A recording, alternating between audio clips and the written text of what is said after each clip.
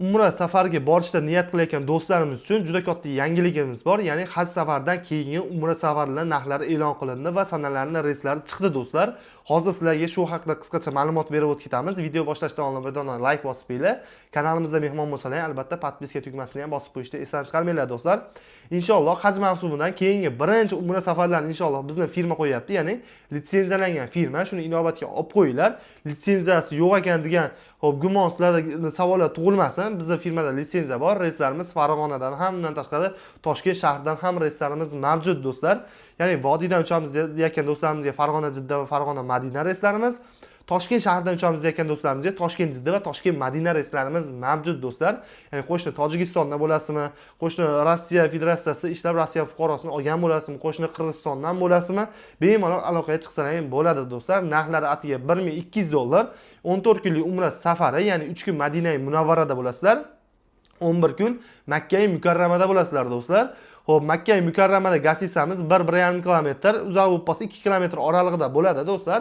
To'g'risini aytib o'tib ketamiz. Biz qolganlarga o'xshab, endi o'zi har kim o'zi biladi, 300 metr, 400 metr Makkada soat gasisasining yonida deb maqtab o'rmaymiz.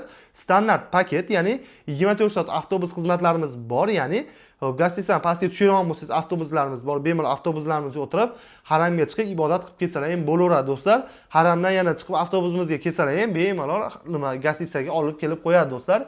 Madina Munavvarada esa Gasisamiz yaqin, ya'ni 300-400 metr masofani egallaydi. Bemalol bu yerda kelib ketish imkoniyatiga ega bo'lasizlar. Balki yaqinroq Gasisa bo'lib turib 150 yoki 100 metr masofani egallaydigan Gasisalarimiz ham bo'lishi mumkin do'stlar.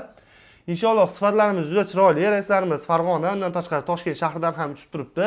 Bemalol ekranda ko'rinib turgan nomerlarga aloqaga chiqinglar. Bir dona Zagram pasport evaziga joylaring, bron qildirsalar ham bo'ladi do'stlar.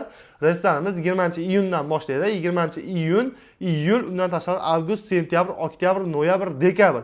Ya'ni 2025-yil o'sha dekabr oyigacha reyslar sanalari chiqib bo'lgan do'stlar. Narxlari atiga $1200.